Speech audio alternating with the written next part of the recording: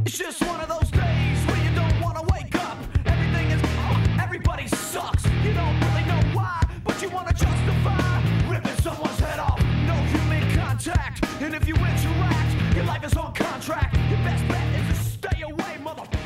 It's just one of those. Ya, kita mulai saja materi hardware dari smartphone. Di sini saya sudah menyediakan materi trainingnya.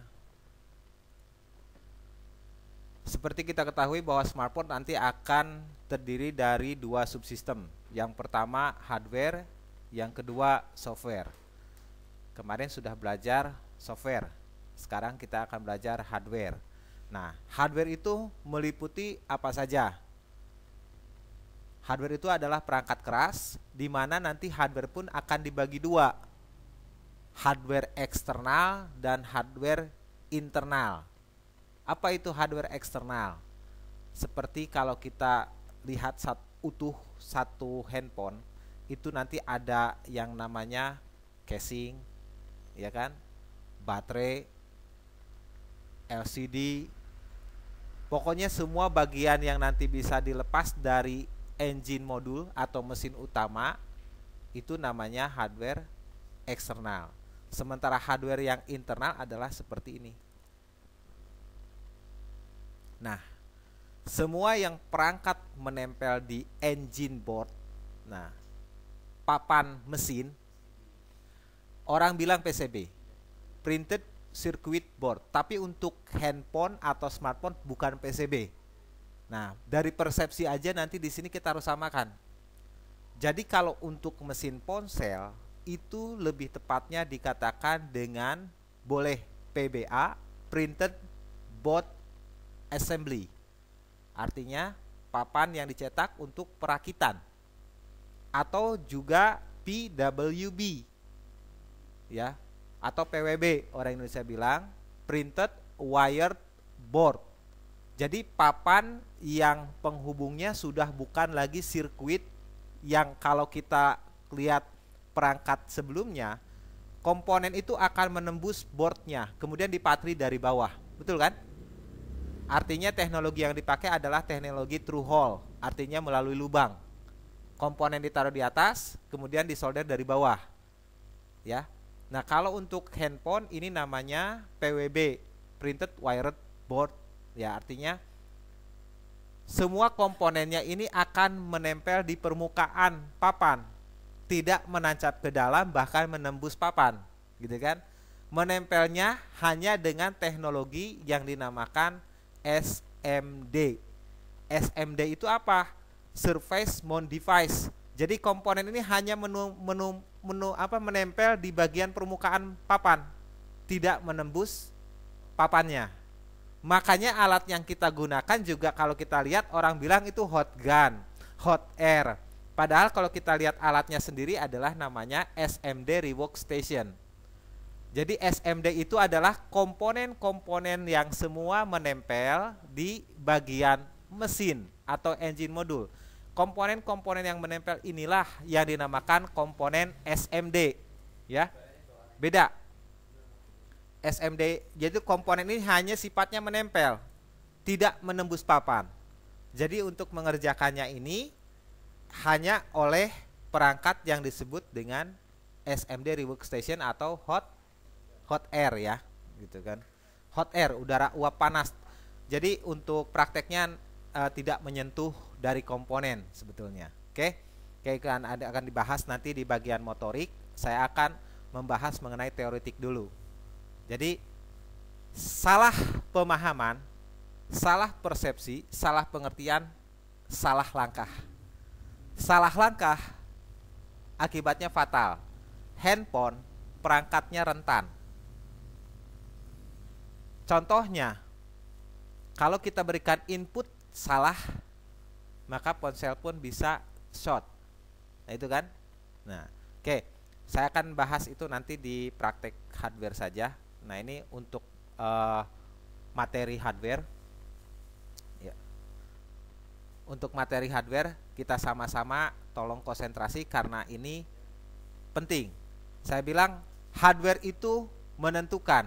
Kenapa? Karena untuk servis itu adalah 80% hardware itu membutuhkan skill. Sementara 20% itu adalah software, itu finishing sebetulnya. Kata siapa? Mengerjakan IMMC itu software materinya, padahal materi hardware. Ya. Jadi kalau nggak punya skill itu nggak mungkin bisa mengerjakan secara utuh. Jadi karena handphonenya sendiri terdiri dari sistem hardware dan software, maka untuk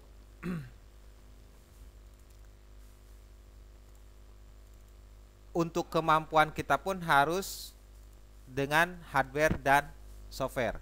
Oke, saya rasa materi saya tidak akan panjang di sini, mungkin hanya 1 hari, 2 hari. Jadi tolong konsentrasinya dimaksimalkan. Makanya ini saya rekam supaya nanti bisa diulang kembali.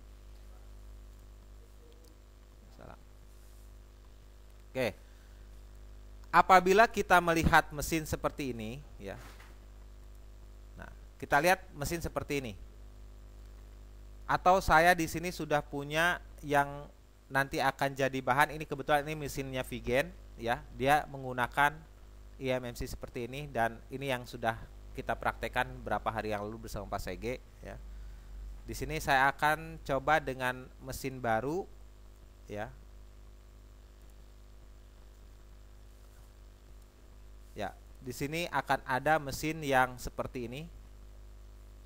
Oppo R831K, kemudian Oppo R1001. Nah, ini adalah engine modul. Engine modul itu mesin. Di dalam engine modul ini akan ada komponen. Komponen yang terpasang di mesin ini terbagi 2, komponen aktif dan komponen pasif. Komponen aktif itu komponen yang bekerjanya, 1, dia harus bekerja dalam keadaan aktif ada tegangan. Kemudian dia harus menempel di boardnya. Dan yang ketiga, harus ada komponen pendukung. Jadi seperti komponen aktif itu seperti apa? Seperti yang seperti ini, ya. Ada orang bilang IC, ya. Kemudian nanti akan kita temukan transistor dan dioda. Itu komponen yang secara mata langsung kita memandang ke mesinnya, itu sudah kelihatan komponen aktif itu mempunyai materi dasar. Kebanyakan yang dipakai adalah silikon, ya. Nih.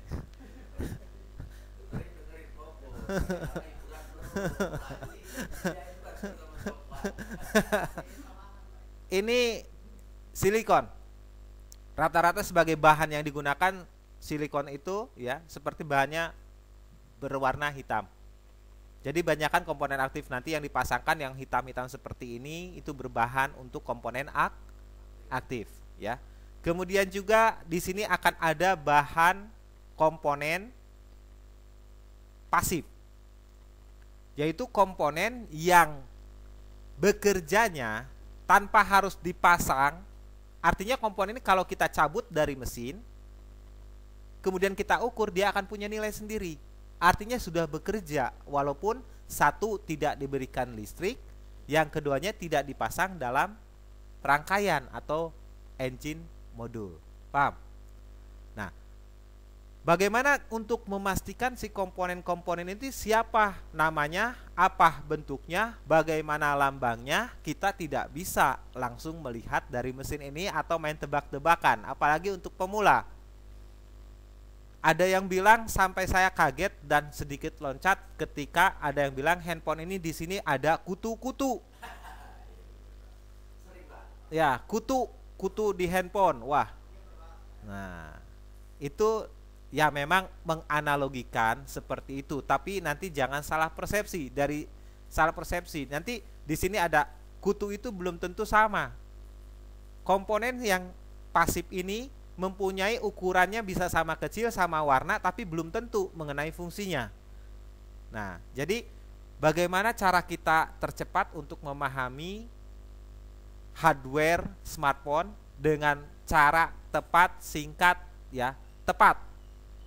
Oke. Misalkan kita sudah ada block engine modul seperti ini.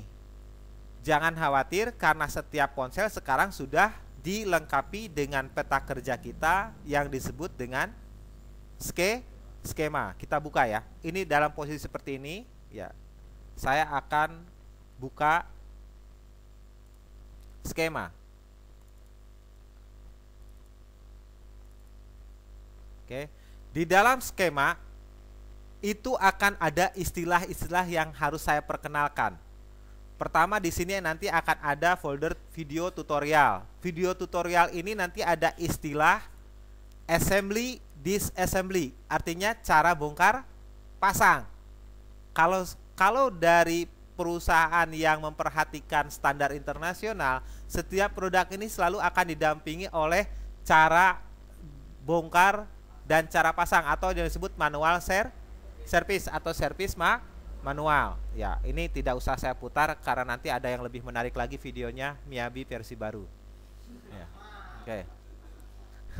Yang kedua nanti akan ada istilah bill of material. Apa itu bill of material? Di sini akan ada daftar komponen yang dilibatkan dalam satu mesin. Jadi jumlah komponen ada berapa? Satu mesin ada yang sampai 100, 200, sampai ada yang ribuan komponen. Nanti kita bisa hitung di situ berapa banyak komponen yang dilibatkan. Itulah yang disebut dengan bill of material. Kemudian nanti ada PCB number diagram. Maksudnya apa? PCB number diagram ini akan menentukan board itu ada berapa muka. Di sini akan ada tertulis top and bottom. Ya, kita buka saja. Ini bagian bottom. Tulisannya bottom, dibacanya bottom. Bahasa munafik. Ya. Ditulisnya A, dibaca B. Nah, seperti ini. Oke. Kita perkecil. Akan disesuaikan dengan gambar ini nanti. Side-nya side mana ini? Side A atau side B? Up atau bottom? Kita cocokkan. Oke. Selanjutnya tadi akan ada yang top. Nah, seperti ini. Oh, ini topnya bukan yang ini. Nanti kita buka, akan ada top.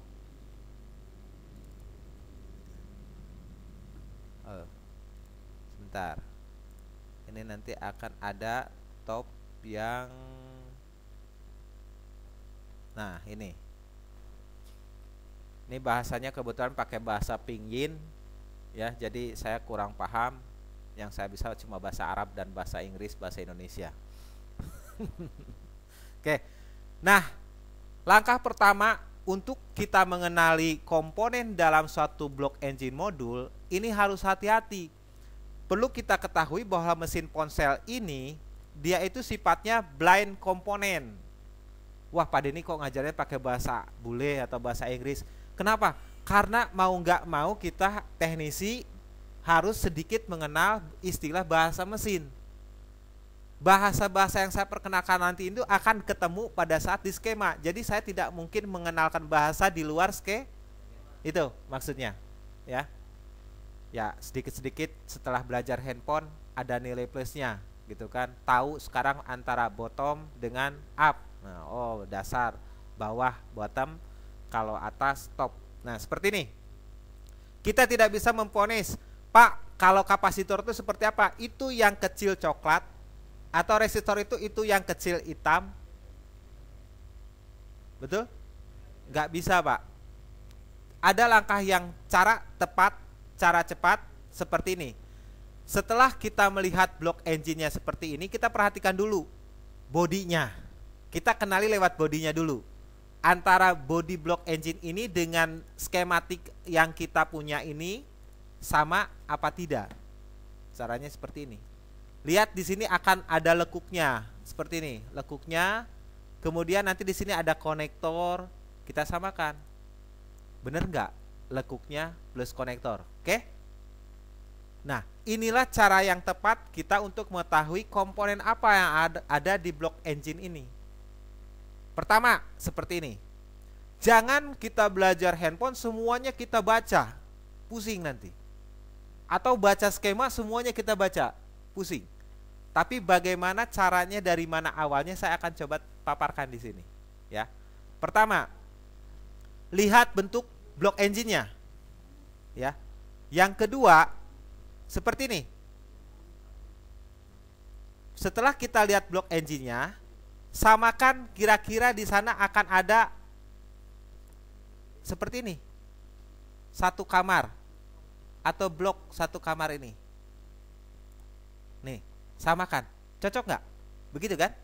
Nah, dalam satu mesin atau blok engine ponsel nanti akan ada 3 blok utama. Yang pertama nanti akan ada blok yang disebut RF modul.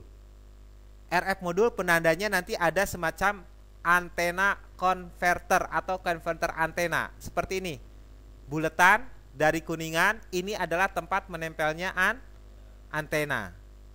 Kemudian yang kedua nanti akan ada blok yang disebut baseband modul. Base itu adalah pusat, band itu putaran. Jadi baseband ini yang menentukan nanti motornya ponsel, yang bisa menghidupkan dan mematikan ponsel. Jadi antara baseband dan RF ini yang mesin utamanya. Kenapa? Kalau kita lihat smartphone tipe R1001 ya, R101 kan tipenya layarnya lebar nih seperti ini, betul nggak? Tapi pas kita buka mesinnya kecil.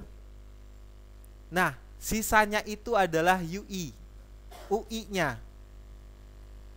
Penandanya kalau UI itu akan ada konektor-konektor seperti untuk LCD, untuk keypad, untuk touchscreen, untuk kamera. Sisanya penandanya ada konektor. Dan bagian itu tidaklah mematikan. Yang akan mematikan itu nanti bagian RF dan baseband. Ya. Nah, inilah pentingnya teknisi menguasai dari blok engine daripada ponsel itu sendiri. Kan aneh, teknisi terima servis bisa ditunggu, nama komponen aja nggak tahu, kamar di blok mesin aja nggak tahu, kan lucu. Lagi apa dek? Lagi nyervis. Kenapa? Mati total. Apanya? Tak blower dari atas ke bawah. Siapa tahu beruntung hari ini. Betul? Kan lucu. Itulah yang menyebabkan profesi teknisi ini agak diragukan. Kenapa? Karena tingkat skill kemampuannya juga memprihatinkan. Jadi kita sama-sama belajar di sini bagaimana cara yang tepatnya mengetahui blok modul daripada hardware-nya smartphone ini. Setelah kita ketahui tadi ada 3 blok, RF, baseband, dan UI. RF itu untuk radio frekuensi. Kalau kita dengar nama radio, pasti ingat dengan gelombang. Kalau gelombang nanti kaitannya dengan antena. Nanti ada perangkat yang akan menunjukkan, oh ini bloknya radio, bloknya RF. Ciri-cirinya yang dekat dengan antena. Begitu Pak. Ya.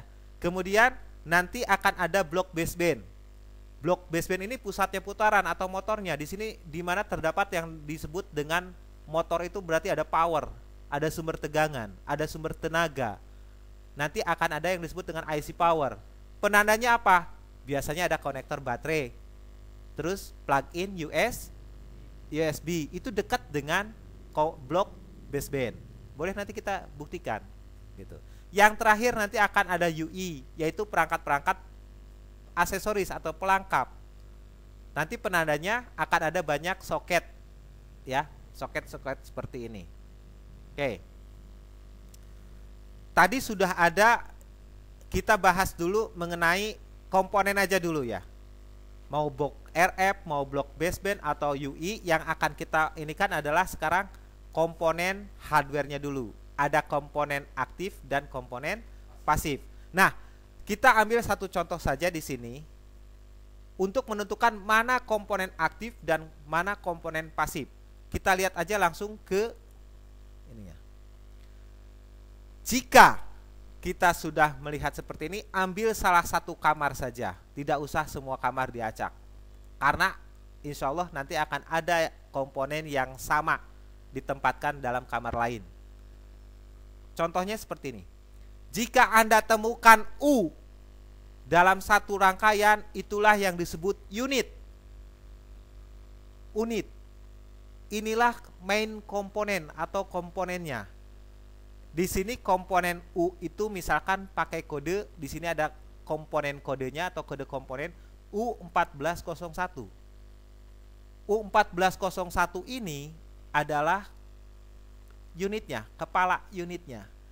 Nanti kepala unitnya ini dia akan bekerja dalam satu rangkaian atau satu kelompok di mana pengikutnya atau komponen pendukungnya nanti akan mengikuti kode unitnya.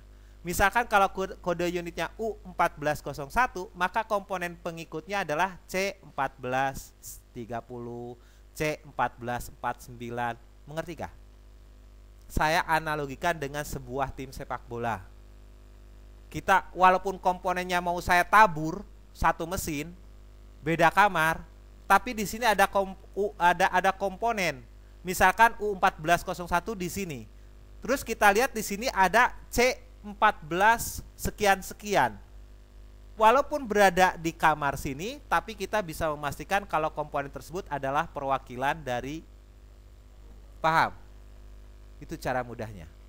Jadi melihat komponen banyak dalam satu blok engine modul tidak usah khawatir. Kenapa? Hanya dengan melihat ini. Nah, oh ya, saya ada yang lupa terlewat. Skema yang menggambarkan replika komponen, posisi komponen atau dipakai untuk komponen finder ini namanya POP atau layout. POP-nya sendiri singkatan dari package on package. Paket dalam paket. Jadi ini satu paket gitu. Ngerti nggak? Nah, yang disebut dengan paket itu seperti tadi. Kalau komponen unitnya U1401, maka nanti komponen pendukungnya punya kode 14. Contohnya di sini U1401, komponen aktifnya akan didukung bekerjanya oleh komponen-komponen lainnya seperti komponen C14, L14, begitu juga dengan R14 juga. Sampai di sini bisa ditangkap. Ya. Jadi tidak usah belajar dibongkar semua, Pak. Kita sistematik saja. Ambil contoh U1401. U itu unit. Unit itu adalah IC. Untuk bekerjanya, tadi IC kan saya sudah sebutkan. Karakteristik dari IC ini dia tidak bisa kerja sendiri. Dia harus terpasang di mesin, ditambahkan dengan komponen pendukung, kemudian dialiri listrik. Kita buka U1401 ini di yang disebut satu lagi adalah skematik yang akan ada di sini, tak? Ya. Ini the circuit principle diagram. Inilah gambar skematiknya. Nah, seperti ini. Oke, saya akan perbesar terlebih dahulu. Nah, kemudian kita cari di sini. Tinggal ketik U1401, kita enter. Dapat ini ya. U1401. Tapi sebelum kita membahas U1401 ini, kita cari dulu, pastikan dulu U1401 ini akan ada di berapa halaman. Nah, ini yang sering teknisi lupakan. Ketika ingin men-searching, melakukan tracking, itu lupa dengan menggunakan teropong. Kita gunakan teropong. Jadi satu kali cari ruangan yang ada di mana saja kita bisa ketahui. Seperti ini, search. Nanti akan ada berapa halaman? Kebetulan hanya akan ada di halaman 4 saja. Oke, cocok. Di sini kita lihat page 4 halaman 4. Kita lihat di sini halaman 4. Di sini akan ada komponen yang namanya U1401. Inilah yang disebut komponen IC. Nanti masalah penanda nomornya akan saya jelaskan. Saya akan perkenalkan dulu nama-nama komponennya dan lambangnya, karakteristiknya. Itu aja dulu ya, pengertiannya dulu. Oke. Masalah nanti cara menghitung kaki-kakinya, insya Allah nanti pas begitu sesinya di sesi IC. Oke. U1401 ini atau komponen IC ini memerlukan komponen pendukung. Contohnya di sini kita bisa lihat, di sini akan ada C, itu untuk kapasitor, kemudian nanti di sini ada R untuk resistor, kemudian nanti akan kita temukan ada yang namanya apa? L atau lilitan, kita cari di sini. Ada enggak yang namanya L? Ada ya? L. Semua serinya menunjukkan unitnya. Ngerti enggak? Jadi kita tahu, oh dia karyawannya siapa. Siapa bosnya. Jadi walaupun komponen nanti ditabur, enggak kaget lagi sekarang. Oh ini kebetulan dapat servisan dari tetangga sebelah. Kan sebenarnya begitu kalau posting di Facebook kan, dapat servisan dari tetangga sebelah gitu kan. Pengen menunjukkan kalau dia lebih mampu dari tetangga sebelah gitu kan, sedikit ria gitu kan. Ya, contohnya seperti ini misalkan. Gak usahlah disebutin lagi sekarang dari tetangga sebelah, yang jelas masuk servisan gitu aja. Kondisinya begini, babak belur gitu aja. Nah, ada nanti di sini ada komponen yang hilang. Begitu kita lihat ada komponen yang hilang, yang kita cari nanti adalah di POP-nya. Yang hilang itu komponen nomor berapa, betul nggak? Baru nanti lalis ke skema diagram. Oh begitu, dia bekerja untuk siapa? Nanti ketahuan, pantesan ini handphone mati gitu kan. Nah itu. Oke, saya balik lagi. Tadi U1401 ini adalah unit ya. Jadi kita bisa catat nanti. Kita bisa catat nanti kalau untuk U itu adalah unit, nama komponennya adalah IC atau yang disebut dengan integrated circuit. Circuit itu adalah rangkaian, integrated terpadu. Jadi rangkaian terpadu. Jadi IC itu gabungan beberapa komponen. Oke. Kalau ada U, nanti kita lihat di sini ada U. Kemudian nanti kita lihat di sini akan ada C, ada L, ada R. Itu komponen pasifnya. Ya. Ada C, ada L, ada R. Cuma sayangnya di skematik ini mau C, mau L, mau R lambangnya tidak dijelaskan seperti standar internasional. Untuk itu kita namakan bahwa skema ini adalah skema vendor, yaitu skema yang dikeluarkan oleh pembuat mesin ponselnya tapi tidak standar internasional. Kalau kita mau belajar sebetulnya dari skema BlackBerry, dia menggunakan lambang secara standar internasional, betul-betul mengutamakan standar internasional. Nah, kalau untuk komponen-komponen nanti komponen RCL ini dibedakan lambangnya, tapi di sini kebetulan digambarkan adalah yang kotak saja, hanya ada inisial. Oke. Misalkan U tadi yang kita ada adalah U berapa tadi? U1401. Itu IC-nya.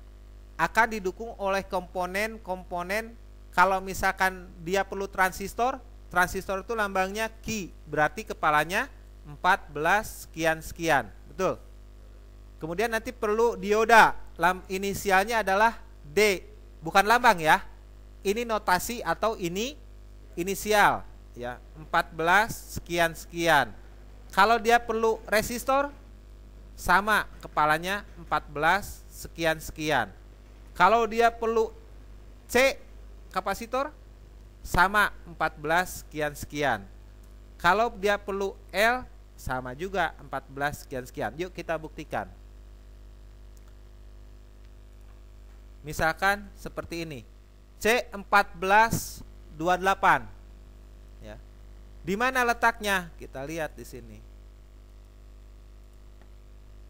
Kita cari C1428. Waalaikumsalam. Diisi dulu deh ya sambil nunggu. Nah, 1428. Betul. Jadi kita bisa tahu bahwa si komponen ini bekerja untuk unit siapa. Nah, inilah yang cara mudahnya. Jadi nggak usah takut lagi lihat banyak komponen dalam satu mesin. Sekarang kita bisa tahu komponennya satu persatu kerja untuk siapa. Paham? Mudah kan? Nah, yang keduanya,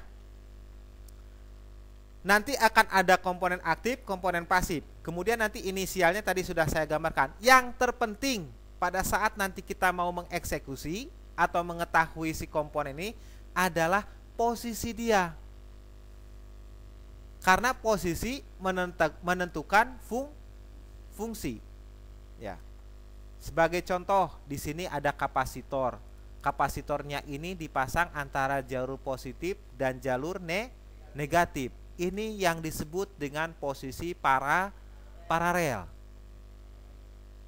Kemudian nanti akan ada resistor yang dipasang misalkan seperti ini dalam jalur yang sama.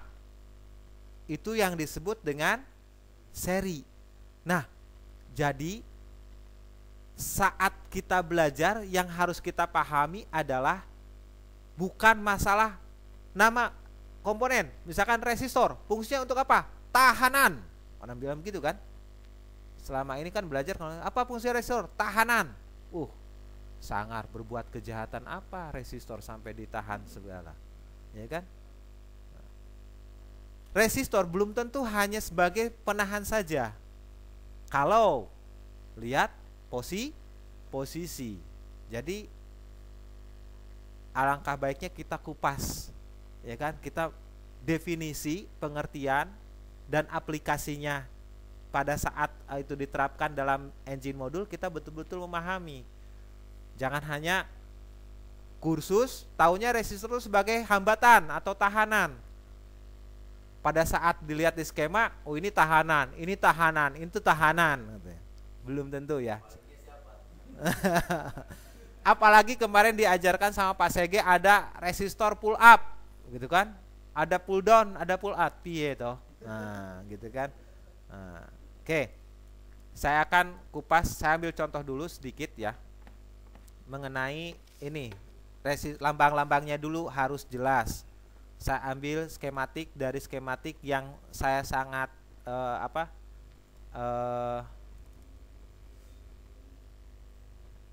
berikan apresiasi yang luar biasa itu ke skema daripada BlackBerry. Di skematik BlackBerry itu akan dijelaskan bahwa akan ada yang disebut dengan akan disebut halaman satunya nanti akan ada yang disebut dengan halaman daftar isi, ya. Halaman daftar isi atau table of content. Bahkan di sini gambar satu mesin full digambarkan jalur-jalurnya. Itu luar biasanya, apresiasi yang sangat luar biasa itu untuk skema BlackBerry. Di halaman satu ini digambarkan blok kamar plus kabel-kabelnya, jalur-jalurnya. Jadi kalau kita kesulitan nyari jalur di skematik, tracking gak dapat, lari aja ke halaman 1. Apa yang kita cari insya Allah ada di halaman 1. Jadi di sini akan ada yang namanya TOC atau table of content, ya, daftar isi. Yang kedua, setiap halaman ini akan menunjukkan penomoran komponennya. Kita buktikan. Contohnya misalkan kita masuk ke halaman 2, ini halaman 1. Saya buka halaman 2. Saya buka halaman 2. Enaknya di BlackBerry itu. Maka nama-nama komponennya insya Allah akan kodenya kode kepala 2. Luar biasa. Ini uniknya skema BlackBerry. Bahkan komponennya juga di sini kepala 2. U-nya juga kepala. Kita coba Pak halaman 3-nya. Apa benar Pak Denny atau cuma ngarang? Kita lihat. Halaman 3. Oh, kosong. Halaman 4. Masih kosong juga. Halaman 5. Kita buka. Masih kosong. Halaman 6. Kita buka. Masih kosong. Halaman 7. Nah, halamannya halaman 7. Komponennya C7. Unitnya U7. Luar biasa BlackBerry. Apresiasinya luar biasa sekali. Jadi kalau ada kita lihat si mesin di komponennya ada yang hilang, kemudian lari ke POP, lihat kode komponen berapa, ya nyari aja di halaman kepalanya. Itu kan? Kemudian yang paling apresiasi sekali adalah setiap komponen dilambangkan dengan wujud lambang aslinya atau simbol. R seperti ini, gergaji. L seperti lilitan, seperti ini. Kemudian C garis 2 terputus. Itu memang lambang standar internasionalnya. Itu apresiasi yang luar biasa. Jadi kalau mau belajar skema lengkap itu ada di BlackBerry. Nah, ini cuplikannya saya hanya karena untuk training ini karena waktunya singkat, saya jadi ngasih poin inti-intinya. Betul, ya. Nanti insya Allah ada video tutorial lainnya gitu kan. Cuma hari ini waktu singkat ya supaya dapat apa yang disebut dengan hardware ponselnya ya, nama-nama komponennya. Oke, kita bahas saja. Contohnya di sini langsung ya, misalkan. Pak, ini komponen-komponen kecil ini ya, yang seperti hitam kecil, kemudian coklat seperti ini. Apa tuh, Pak? Nah, setelah kita lihat seperti ini, kita langsung ke POP. Ya, kita ke POP. Misalkan kita akan dapatkan R 14, 18. Apa fungsi R? Sebelum dijawab, kita pastikan dulu karena nanti akan ada posisi R yang menentukan. Di sini R 14, 18. Lalu kita cari di skematiknya. R 14, 18. Kita cari. Lihat. Saya tanya. Ini komponennya bersifat seri atau bersifat pull up atau bersifat pull down? Kalau kita lihat di sini resistornya bersifat apa?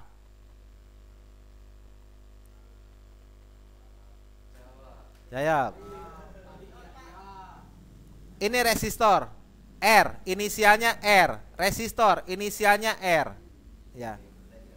Resistor inisialnya R. Nah, kita lihat dulu di sini dia resistornya seri, paralel kah?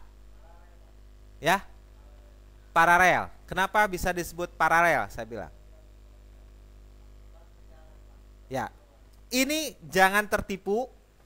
Ini seperti yang gambarnya rata, datar. Astagfirullah. Nggak marah saya.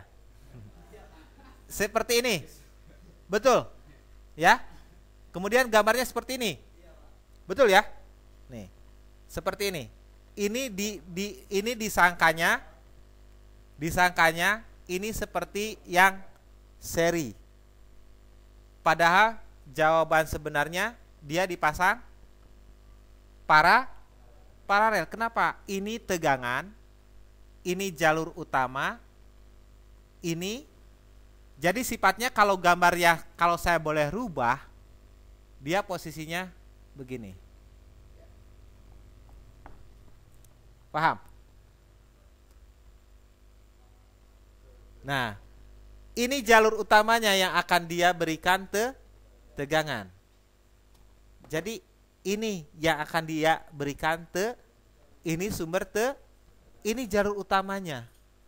Nah, jadi kalau kita akan temukan resistor, posisinya akan seperti ini.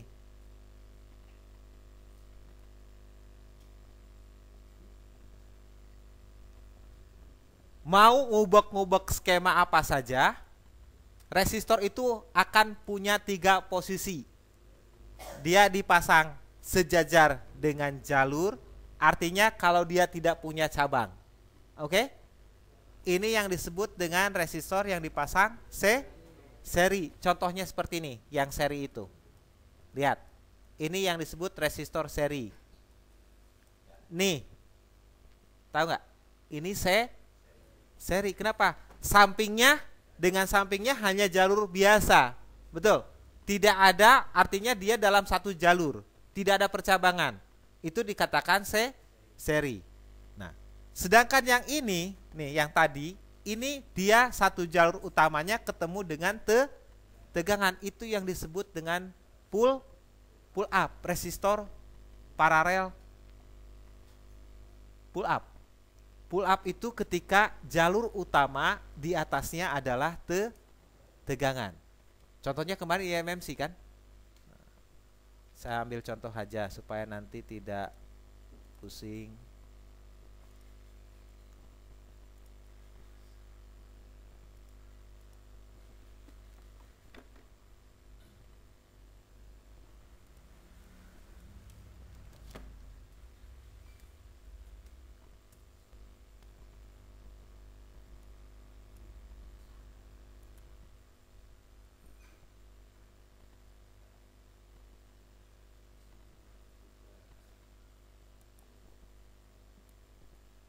Nih, sesuai dengan materi yang lagi tren, lagi rame, ada yang disebut IMMC.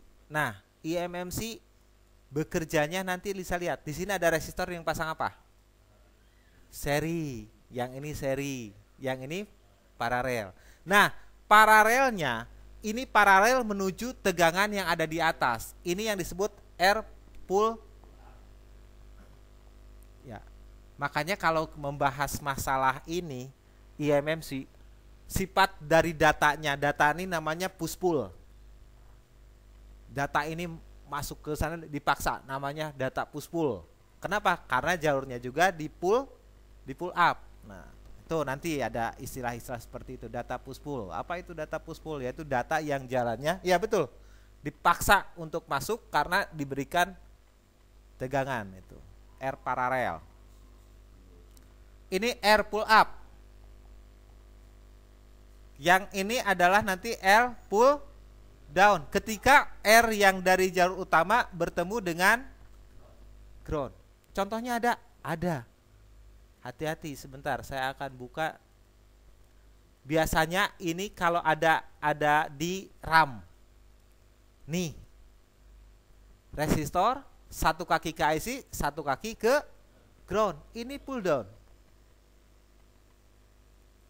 Jadi seluruh internasional resistor itu pemasangannya akan ada 3 posisi seri, resistornya pull up dan resistornya pull down. Mau skema laptop, skema handphone, skema mesin cuci, radio, resistor itu nanti punya 3 posisi, dan 3 posisi inilah nanti yang akan menentukan fungsi. Kita buka di sini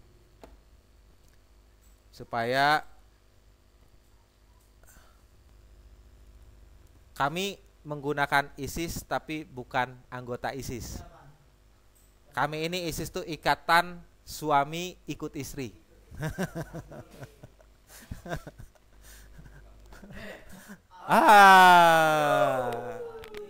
apa-apa, sebentar ini kok. Sambil istirahat sebentar. Mau langsung disambung ini dek, materinya udah beres belum? Nanti aja habis dulu.